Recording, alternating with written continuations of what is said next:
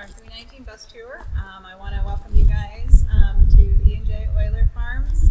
I will make a few introductions here, and then we'll get started. So I want to thank our hosts, Ed Oyler and Jason Oyler, for allowing us to come and letting us display some equipment here on their place today. So they've got some equipment here today, and also joining us with some of their equipment are Shanks Brothers Farms, and Jim and Dan Shanks have brought some of their equipment as well. And then also from Performance Farm Solutions, we have Evan Click, and they've brought some equipment as well. So we're going to go back and take a look at all this equipment. We're going to ask these guys to talk about what they have here. And the reason we've decided to highlight this today is that through the 319 grant, there is the opportunity to do equipment modifications. And this is something that is very unique to the 319 program. It is the only program where we can directly fund equipment modifications or purchases. Now, there are some very specific requirements that go along with that. You have to be making changes and improvements in the farm operation that are directly related to the 319 priorities of nutrient, sediment, and E. coli loading. You also have to have land that are in the priority areas of the 319. And there is a $10,000 max. We're not going to be paying for what some of these pieces of equipment cost, but we can help make a little bit of a payment towards that. So the pieces that we're going to see today were part of this opportunity, and these guys are going to talk about kind of why they chose these, what they have done, how they use them, and if you have an interest in taking a look at if this opportunity is something you have an interest in doing, come talk to us, because we make these decisions on a case-by-case basis. And they have to be approved through the 319 program prior to purchase. So please come see us first and make sure we can get approval before you move forward with anything. But it is a unique opportunity that's not offered through any other program. So we wanted to highlight that today. So this is our unit that we apply a lot of our cover crops, and we do sow wheat with it too. But we've had this tool,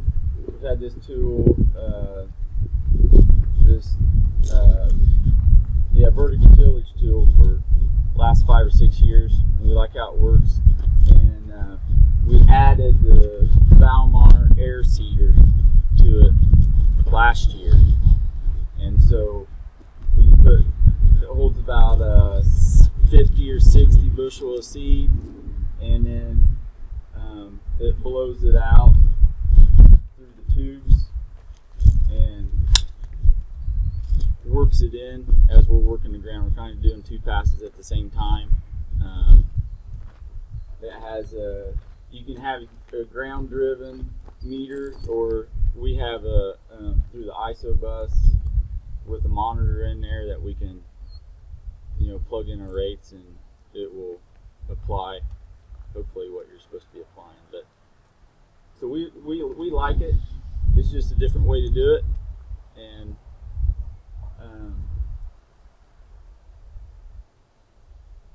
yeah, it's pretty simple. What species have you used it with? So we've sowed oats and radish with it. We sowed cereal rye and wheat. So and it'll, we've put up when we applied wheat, it was applying 110 pounds, about the max we did last fall. So it'll do a pretty high rate, and then we can go all the way down to about you can go all the way down to maybe 25 or 30, but it works real nice at that 40-50 pound rate. Depends on what, especially on cereal rye, it works really nice. So we're just pretty pleased with it. I don't think you get quite the seed soil contact you do with, maybe like with the planter, but kind of levels the ground up, mixes the first couple inches up, puts the seed in, and real uniform. So we're pretty happy with it. So you put weed out on with this for grain. Yes, So- yeah. For What crop, type, wheat what crop. type of depth did you run your tillage at? Around 2 to 3 inches. 2 to 3 inches. Yep. Okay. We did 2 passes. Oh, you did 2. Okay. Did 2 passes. Sowed it on the second pass. Okay. You recommend that? It's been working for us. We've been doing it for the last 6 or 7 years, and it gets. The last fall was probably the most challenging fall because it was about 19 or 20 days until we got a rain. So it laid out there and it didn't germinate quite as fast as I'd like, especially as late as we got the wheat crop in. But we had a decent wheat crop this year. So we were satisfied with it. So Okay. it's just a different way to do it. Have you ever thought about trying this with beans? I've thought about it. That's as far as you got. I've heard there's people that have did it with beans. I'd like to try it sometime, but Interesting. yeah, I've heard it's been done. Okay. So, but we just like I said, we're doing 2 things at one pass. As soon as soybeans are off, it works real great in soybeans, and we cereal rye. A lot of it goes on corn stalks and does a really nice job. It's just a different way to do it. So You all have to do testing for others. This unit. we have not. I wanted to get, and I've thought about doing that, but just being the first year, kind of getting the rates, the densities is different in wheat and oats and radish or whatever you're using, and I'm getting more comfortable with it. And Just curious if you had any demand from neighbors or others. Not- Ask me maybe if you had the time or capacity. yeah, I had one neighbor interested last year, but it got so late that we couldn't get cover crop on. So. Jason, do you run a different rate on the soybean stubble you do the corn stalks, or you pretty much stay the same rate like cereal rye? I'll bump it up a little bit more on corn stalks. Yeah, but like I said, I think seed soil contact, I'm lacking in that. So it's nice to get a germination, rain, but it works. It works for us. We're happy with it. We're happy we did it. So. Jason, before you had that, you used to work it once, and then we'd broadcast it, and then you'd work it again. Do you know if your seed any shallower since you're doing it on the second pass and then putting it out after the disc? Because I used to think you did it once, we put it, and I was always worried your second pass would get it too deep. Is it? You think you're getting? There's a lot of variance in especially in the wheat. There's a lot of variance in. There's some wheat you'll see on top, and there'll be some that's buried at 2 inches, and I don't really like that. But we had a great wheat crop this year, so Just curious if you tried it on the first pass. well. Followed it again because it's kind of at the back of the machine. Well, and this is another thing. It's real critical where you mount the. So it blows through here, and the fat. It's blowing out a lot of air, and then when it hits these plates, it deflects the seed out. And I think we need to move these back a little bit, and I think we'd be covering the seed up a little bit better instead of having it back here. And that's one change we're going to make. We're going to move the deflector plates forward about Between the two gangs, yeah. 4 or 5 feet. Where your Your back basket's probably the only thing doing much incorporating. Yep. And that's one thing we want to try to get done before fall if we have time. Well, we're like Jason. You don't want to put it in too deep, but it shocks us. You can plant it 2 inches deep. It just takes longer to come up. It seems like it always comes up. Yeah. But it's just, you really don't like to wait in the cold fall Yeah. for it to come up. particular, the cereal rye is really forgiving. So a lot of the other, though, if you're doing blends with something like this, and you had any clovers or peas or things like that, I mean, your depth starts getting a lot more. You'll have failure rates if you don't get the seed depth per the recommendation. So cereal rye, like you throw it out in the driveway. If it rains, you're gonna have cereal rye in your driveway. I mean, you can't hardly get it not to grow. But I know we've had some issues with clovers. It has to be incorporated, but it can't be too deep. Some of the like annual ryegrass is a little bit more delicate. Cereal rye, I mean, yeah, get it out there. Yeah. Yeah, you can't go wrong. Cereal rye is pretty easy. A lot of times it'll come up without it hardly even rain. Daddy, on the cereal rye, are you still doing 2 passes or is that 1 pass? Just 1 pass on the cereal rye. The only time I do 2 passes is when we soak wheat. Yeah. So then next spring, what's your plan then after you've done corn or bean stubble and corn stalks? No tilling into it. You hitting it Just with straight. this? So yeah, coming in the spring, a lot of times we'll plant in the cereal rye. We'll plant green into it. Maybe have a burn down maybe the day before. Be a part of it. So we looked at Jason's route, and we kind of thought for us at this time going with the drill for the cereal. We do about all cereal rye. We have tried some oat radish, but we just felt like the drill was maybe a little better way for us to go. We normally don't like to work our bean stubble, so just go straight into bean stubble with this. So it nice even spread. Know how many pounds we're getting on almost immediately. Dan, got any other comments on it? Then when we go to the corn stalks, we hit it with a BT, which is a Landall BT.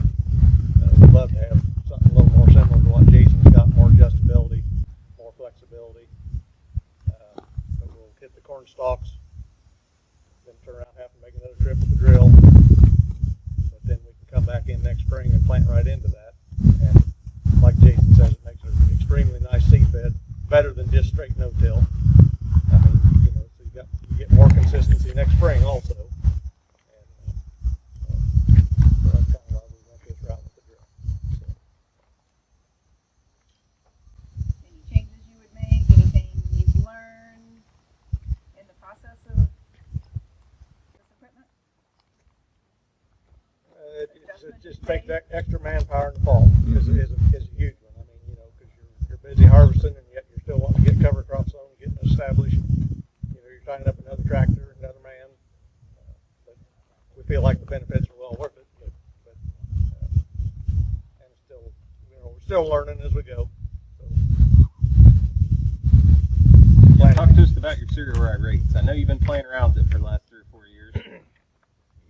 We've been as low as, and that's one thing we can get. We can probably go lower and still have a good consistent rate, but probably I don't think we'd go much less than 22 to 25 pounds.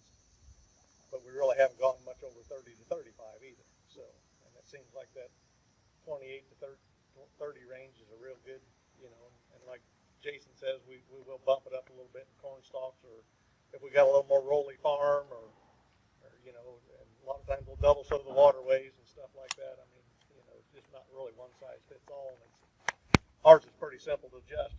And I'm sure yours is too, Jason. I don't know if you talked about that. You can adjust pretty much on the fly, probably, can't you? Yeah, we can. And with we can have prescriptions with that too. So you want to be putting on another 20% more on different soil types, you can actually get a prescription if you want and load it in there for your field and be variable rating if you choose to. But just and this will hold about 70, 75 units. So if you're only putting 28 to 30 pounds on, you're out there for 150 or 60 acres or more, ready for a break within anywhere or something. So. Those rates are going to sound a lot lower than what you're hearing a lot from the recommendations if you're in a program that you get paid. But understand that both of these people they're putting manure on, and with the manure and with the way that they're applying it, they're getting a lot larger percentage of their seed growing than we do in a normal cover crop application where we're just going out there and either broadcasting it or putting it on. So what we would normally put a 50 to 60 pounds of cereal rye if we were just broadcasting on top of bean stubble or corn stalks. If you look at their stands in the spring, I would stand up and say that their 25 to 30 pounds has at least as much, if not more, growth, root, mass than if we just broadcast over the top. So your investment in that machine can be saved some in your seed cost to get the same amount of growth and benefit, just because of it's almost like planting corn. I mean, almost every seed you put in the ground is going to come up if you put it in that dirt. Yeah, because after cereal rye after manure, it tillers really hard. And It's on steroids. oh yeah, and you can plant 20 pounds, 25 pounds, Yeah. and it looks like you sowed 60 out there. But there's nothing prettier in the spring Yep. than seeing that starting to green up, and you'll see right over where that knife mark went. You'll see that dark green. It's tapped in. It's locked and loaded. Yep. Some years you don't say it's pretty. I've talked to you several times. Well, When- that's because it's got out of control with the weather. So, yeah, damn stuff. But you know you've got that nitrogen there for that next crop. That's true. Yeah. It's not gone anywhere. It's staying put. And have you both eliminated your stabilizer from your manure program by planting those cover crops, that extra $12, $14 an acre? I would say yes. Wouldn't you? Oh yeah. So that right there pays for your seed plus a little money in your pocket. Well, you're talking about the growth above ground. If you've never raised like cereal rye and then went out and fixed a tile ditch, several times we've been out and the rye's only about knee high, but you can find roots 24 to 30 inches deep. You can't run your disc ripper that deep, so there's a huge benefit just to the root mass, especially of the cereal rye. Have you guys noticed any difference in soil test organic matters yet? I don't know if I've really studied them. Have you? They're holding for sure, possibly coming up. I will say we've been through an awful dry stretch, and one farm has had cereal rye, corn beans, back and forth manure. It's pretty light soil. The neighbors was yellowing up on the hills and turning, and so I think we're gaining 3 to 5 days in moisture capacity. You know, nothing scientific about any of that, but boy, it was nice to see that all nice and green, because when I saw his, I thought, oh crap, here we go. You know, we're going to go backwards. Try to get to a no-till situation. We haven't been big no-tillers. But on the corn and bean planter modes, we added these like closing wheels. These are the Yetter Poly Twisters. We've only got one season on them, but I think Dan and I can both testify that probably the best, most consistent stands we've had.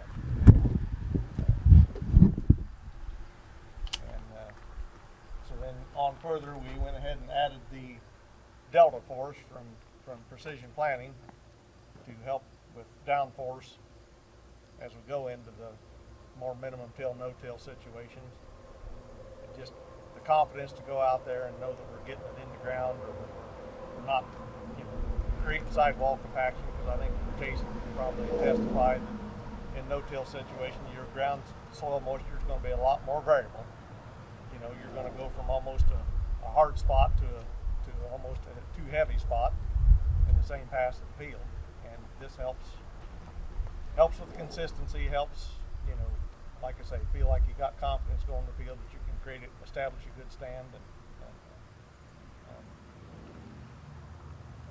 I'd say our results look pretty darn good right now. So, in the no-till we did.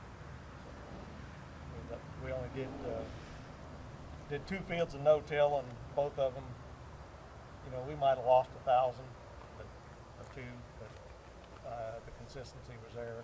Wouldn't be afraid to do it again so that's a confidence builder for us going forward.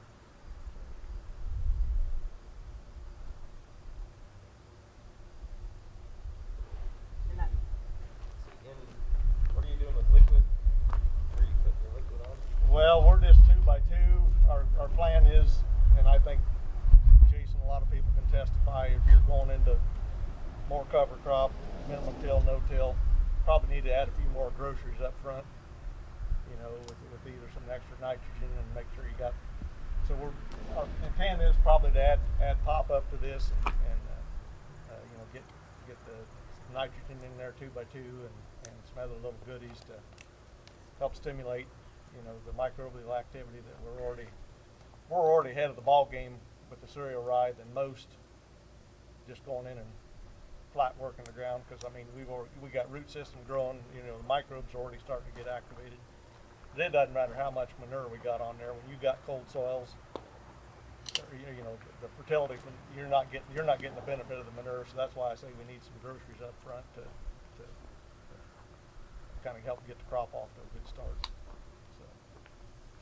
I think it's pretty widely accepted that in-furrow pop-up fertilizer on no-till corn seems to be most of the people that I talk to that no-till corn have gone that route just for early emergence and early vigor. I don't know if it makes I don't know yield difference, but I know it makes everyone feel a lot better a month after they planted. Everything looks a little better. And we've both commented that planting green, it seems like the ground's a little mellower than if you kill it and then a week later come back and that ground gets hard. It seems like, I don't know. It tends to dry out for whatever reason. Yeah. And it's still manageable, but it's definitely mellow planting into a green cover crop. We had saw this in a magazine at the boom arm for our manure application. Some guys have them on the honey wagon. Our honey wagon is a pool, which is just top fill. And you know, if you go load out of the building, go drive to the farm, you've got to drag a hose. You know, a lot of times we're manpower short. We have a retired farmer or two that works for us, or we try to drag a hose. It's not really very. I don't know if I'd want to show up if I had to do that, you know, 12 hours a day. So put this boom arm on. It's all hydraulic and it offloads in about 5 to 7 minutes. So it doesn't take much time. It allows us to get the manure farther away from the building, cover more acres, you know, away from the farm. I think Jason and Ed can both comment that there's a lot of goodies in that manure that you know, other than just NP and K. So by spreading it over more acres, and you know, we feel like we're getting benefits from doing that. Some of the other benefits that you said that you've had with this is that one, you're not in the field Right. with the semi. And you're not coming back to the same spot every time you pump in the road to potentially could break it down. You can just follow your honey wagon across the field, so that creates less compaction. You know, because the honey wagon's coming back to the same spot, the truck's coming back to the same spot. Before you know it, you've got a spot out in the field and a spot on the road that's looking kind of ugly. Helps eliminate that. We can offload off of either side, so you can drive up from either direction.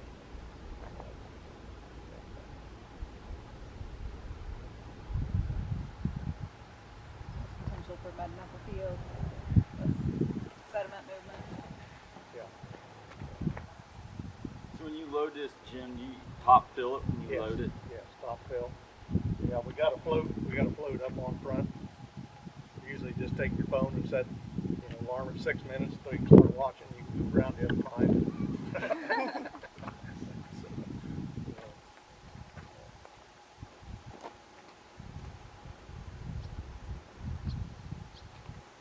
But so far we like it. It works well, and I think we can about stick anybody in the semi and get to the field.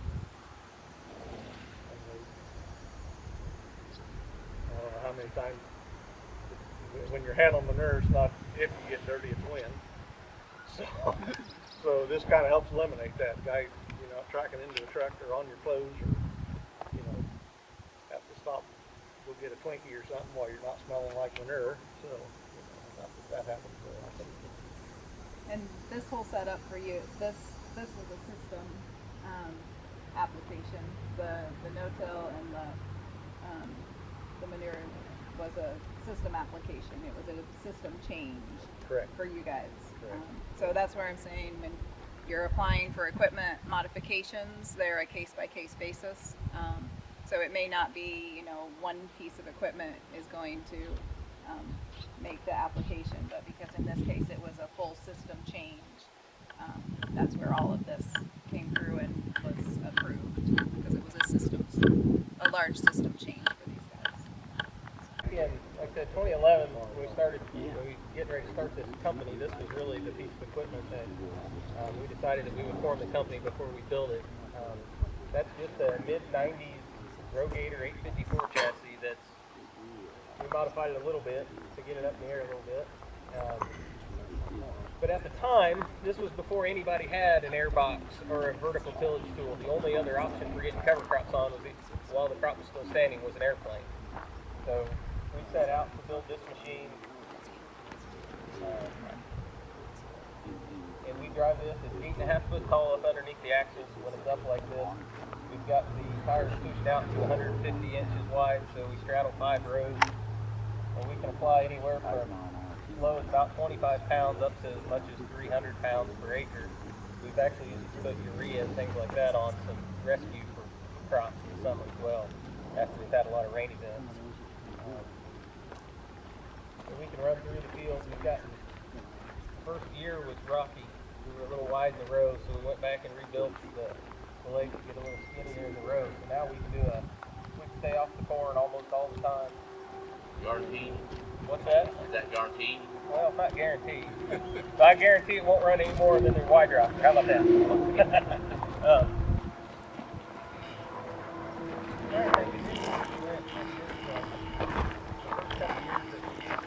Several field days with it, and the absolute worst thing about it is when you're turning on the engine. This is like a Hagee, which I didn't bring my Hagee with me, but by not having 4-wheel steer, when you turn on the end rows and it's a 60-foot wide machine, we did some calculations and actually counted the number of stalks that were run over, trying to determine the amount of crop damage. And I think at the time corn was $5-6 a bushel, so we thought that we were running over about 2 to 3%, which was a lot at the time. So on a short field, it wasn't great. The biggest thing was it got a lot of people thinking. I mean, we still a lot of long straight fields. We can still do a great job with it. But I think that the replacement of this will be a 4-wheel steer Hagee machine with a dry flow that we can have a wider boom on. Back in 2011, we built this. I think this was maybe the second one in the country that was built. I'm not even going to talk about the modifications. Obviously, if you have a question on that, that'd be a whole lot longer conversation. But we've had a lot of people from soil and water districts like to ride up on top of it across the field to take videos. So I think that's been the crowning achievement of it. It makes great videos for the internet. And it does a really nice job spreading cover crops too. That's the goal, right? We've applied, I don't know, I mean, Jason's wheat, we've done a lot of other people's wheat. You know, when we lower it back down to a sane height where it's not terrifying to drive it and narrow the roads up, I mean, it's as good of a 60-foot spreader as there is out there. I mean, we can spread. And it's really nice about something with an airflow system like this, which Jason probably attests to. If you have a multi-species blend, it does a really nice job of getting it evenly spread, as opposed to the spinner spreader, which we use a lot for cereal rye. If you have a radish, which is small and dense, might throw 100 foot, where the cereal rye might go 60 foot or 30 foot, and an oat might go 20 feet. Where on something like this, you get a nice even distribution all the way across. So it was a lot of fun. It was why we started the business, and you know, we're going to use it again this year, and then hope probably be looking to move on to a wider boom with 4-wheel steer, because I just you know, I don't feel great about running over the corn with it, and it was one of those things that at the time no one had any other options. People have done such a great job through all the programs that you guys have had to modify their equipment and be able to quickly and efficiently put on cover crops immediately after harvest, or even you've seen all the machines that are on the combines that spread it while they're harvesting. So the advantage here is, the biggest advantage to me is if you're doing corn on corn and you're wanting to get some legumes and multi-species growing, that you're going to go back into corn the next year. What I found is most customers will tell me, I can harvest my corn and plant cereal rye within the guidelines of the soil and water district and still have a great stand for next year's soybean. So the benefit of going out there in that crop is a little less. If you want to get some clovers, some hairy vetch, some other legumes, peas, things like that growing, either this or an airplane is your really only option to get it out there if you're in a corn-on-corn environment. So I'll just open to any questions. One story I will, with this leg has broken off of it while it was all the way up, and the leg wasn't anything that we did welding-wise. It was another, and my brother went through the windshield, bounced off the hood, and landed on the ground, and I think he stood up and went, ta-da, because he was not injured. The machine wasn't injured. It took us about 2 days to put it back together. That's the best story ever for us. All right. Do you ever do like P&K and cereal rye all in one shot? We have not. We could, for sure. We don't have a fertilizer storage blending facility, so if someone had that, we've done a lot of custom work for other co-ops though, and I can't remember a time. The only time would be as summer rescue programs. We've lots of times. I remember maybe 2014 where we had all the rains, particularly up north, and everybody's corn was yellow, there's urea going on everywhere. We did some NP&K applications to try to salvage some corn crops in season. But yeah, like I said, the bed originally is a fertilizer bed. It's basically bone stock, other than we changed the hydraulics to run off this machine. So it's capable of 200-300 pounds per acre without any problem.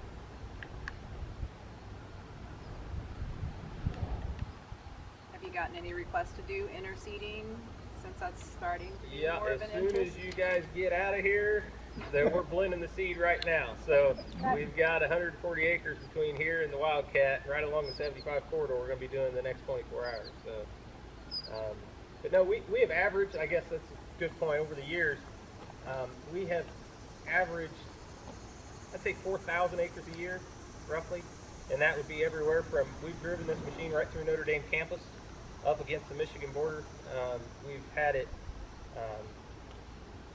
almost like up around Fort Wayne, that area. We have several customers. We did a lot with Jasper and Newton County up there. It's kind of where, when I was working with Dan Perkins a lot, when they originally got the grant for people to try it. This is just a bone stock I&J roller crimper. We haven't done anything to it other than fix the rust holes. You fill the drum with water. You fill it all the way up. It's heavy enough. We used it 2 years ago on all of our acres with corn and beans, and I absolutely loved it. It just made a mat of. We used it.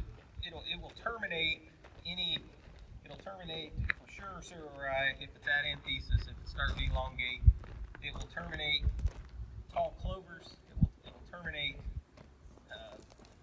rapeseed that was out there. It terminated all of that. Any of the grass species, they all came back. We had a mix that year of it was 10 or 12 different ways before corn, but it had oats and annual ryegrass. Of course, the oats were dead over the winter, but annual ryegrass came back. 2 or 3 other species came back after we roller crimped it, but still all the stuff that was laid down on the ground, it stayed. It got dry that summer, and you can go out there in the middle of summer when everything was dry, and you have a mat about an inch thick that you can just pick up, and underneath it was still wet right on the surface of the ground.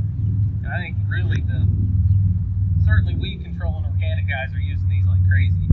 It's basically the way to make a mat to keep weeds to grow through. But for me, it's a water retention tool in the summers as much as anything. It's just like putting a straw bed out in between your rows. And if you can get your timing right, where your beans are either not emerged or only an inch or two tall, you can go along with this and terminate cereal rye and put a nice mat down, and then the beans grow right through it. And it looks really nice and keeps weed control down. You really cut down at least one pass, if not 2 passes of herbicides by using it. What speed do you pull that at? About 7 or 8, depending how rough the field is. The one thing I will tell you is that the drum width on this, if your field's not level, you get into an area where it's a little low in the middle, you won't terminate the stuff in the center. So I'm not sure how you would get to complete elimination of herbicide by using a roller crimper unless you had awful level flat fields. But kind of like the machine we just talked about, I wanted to experiment and play. We loaned this out, we ran it out, we let people see if they like it. Jason and I had a long conversation this morning about about it, and then we started talking about the Dawn system that they have that you can mount in front of your row unit on your planter, so it rolls it down individual rows, so that would take out the problems with the depth. So it's a learning experience, but so far I'm awful impressed that you can terminate a full bushel of cereal rye when your beans are this tall, and it doesn't hurt your beans, and keeps the straw bed down for you all year. So Have you ever crimped anything and then planted into it? I have not. I know a lot of people do. This is an awkward width for that, unless you have I forget, is this 20? Unless you have an 8-row planter, you need to crimp in the same direction that you're pulling your planter because it's already laid down. So I think if you could crimp the whole field, if you could figure out your passes to get it all laid, every 3 passes of this in one direction and 3 passes the other way, and that would work with your planter, but you'd have to get it lined up pretty good. So I do think the rollers that are mounted on the planters is going to that's really gaining popularity quickly. People really like it. It's got basically a row cleaner and a roller in one that separates a nice little area for your row unit to drive down and rolls down your cover crop as well. And even if it wasn't an anthesis yet, if you lay it down, or plant and then lay it down and then spray it, it's still going to be down, as opposed to, if you spray cereal rye that's waist high or higher, it's there. It's very seldom, unless you have big wind rain events, it doesn't ever lay down. You have some shading of your cash crop. So lots of advantages, and there's an investment up front to buying them, but there's basically zero maintenance on this machine. There's a bearing on each end.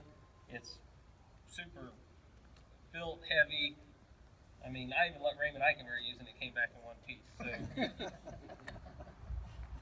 How's it handle rocks? it's noisy, but it doesn't. We had to re-weld the end of one of these one time, but I think that was a concrete corner post that we ran it up on, knocked the weld off. But it would be one of those, you buy it and you'd still have it 25, 30 years from now. It's not like a disc that's going to wear out, or blades, or a lot of maintenance every year. You just pull it out of the barn, check the bearings, and you do have to drain it. When we got it, someone had left the water in it, the end was popped out where it froze. Any questions about a roller crimper? Jason, you want to go pull it across your beans, show them how it works? Sure. Who's going to hold the end down? Yeah. On cereal rye, how tall do you think it is when you're talking about anthesis? Probably should turn this over to someone who's educated in it. Right? What I see is the joints that you see in it. Uh-huh. When those grow, when you start to see lengthening between the nodes on the rye plant, or if you bite it and there's a hollow tube in the middle at that point and it's a little kind of brittle around outside, then this will terminate. I don't know what the official way to tell when a cereal rye's at anthesis is. Because that's a good point, because we've terminated cereal rye early and it almost decomposed to nothing. Yeah. But there is something about letting it get to anthesis. There's more. Like becomes a straw. It's just, I don't know what the difference is. The lignin builds up or something. Yeah, they call it lignin. It gets woody. We call it's kind of woody and it stays there. I mean, it usually doesn't hurt anything. Others just a little bit of shading. I haven't really seen yield reduction from it. It just kind of looks bad as much as anything. But if you don't get it to that point, this won't terminate it. I don't think so, will it? No, it won't. No, it's just, it acts like grass. It's, like when you drive Slides over. and it comes right back up. Yeah. It's still a grass at that point. It's not a grain yet. So it's like driving over your yard. It'll stand back up. You still got to mow it next week. So if you're getting antsy or you get in a hurry, you really have to be patient and wait till it's at the right stage. People are getting more and more bold with how tall those beans are when they're running these roller crimpers. I mean, I've seen in magazines and reading, I've seen people that are roller crimping 6-7 inch tall soybeans and not seeing a huge reduction in their stand, and I'm not sure I understand how. I mean, I guess it's like when you run a sprayer earlier in the year, the beans you run over, they're still there later. It's not, they grow back in, they bush back up, whatever. So I wish that I would have at least trialed it and made one trip back and forth to see but I just couldn't hardly stand to have 40 foot. I was afraid to have 40 foot of dead beans all the way across the field. I don't have a lane where I can go play in the back without everybody else seeing what I'm doing.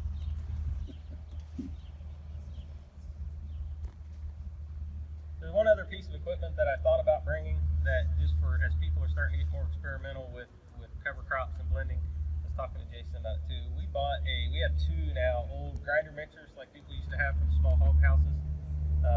And if you don't use the drum on the front, that is the best cereal rye mixing tool that you can get, and they cost almost nothing.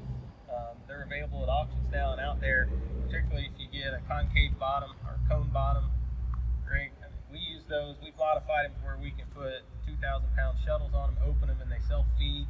You don't have to sit there and hold the tube or anything. They always have a place where you used to put your what do you mix in with your hog feed? What do you call it? The nutritionals, I guess. They mix in with Pre-mix. Yeah, the premix or whatever. But there's always an area on the back where you can dump your small seeds. So we're always dumping crimson clover and grapeseed or radishes or whatever in the back. We'll dump bushel or 2,000-pound bags of cereal rye or oats or whatever our carrier is, our main grass species.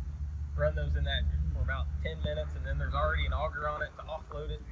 And I know a lot of people go have it mixed at a fertilizer co-op and get fertilizer mixed with it, but just that's something that a lot of people probably have in the back of the barn somewhere that just needs a bearing or two, or they certainly be picked up at auctions for little to nothing as a great way of